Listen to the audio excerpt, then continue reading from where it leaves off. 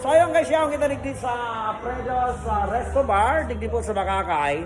Siyempre kay Riva taligdi si Richard Bitago guys, papalo naman. Siyempre, inspiration everywhere. O yan, everywhere may inspiration ka. Dito po yan sa sentro ng Bakakay, dito lang po sa sa may Paanakan, yun lang ang alam ko, at saka dito sa may Paymaya.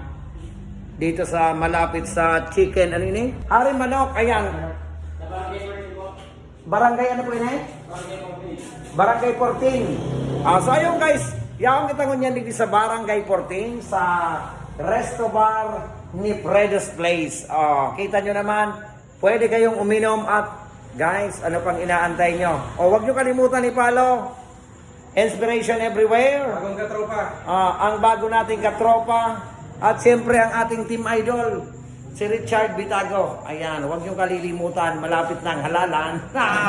Ayan guys, pwede kayo dito uminom ng kahit anong gusto niyong alak. Ayan.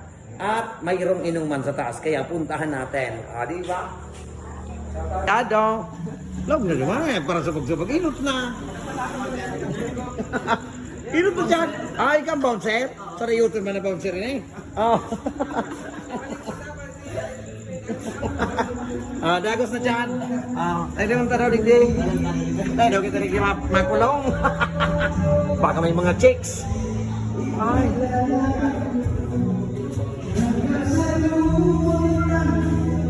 Ayan, saan dito tayo guys sa Fredo's Place.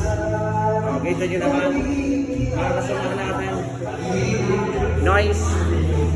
Noise Apares. Noise Guys TV. Tosi Yaneta. Tesoy.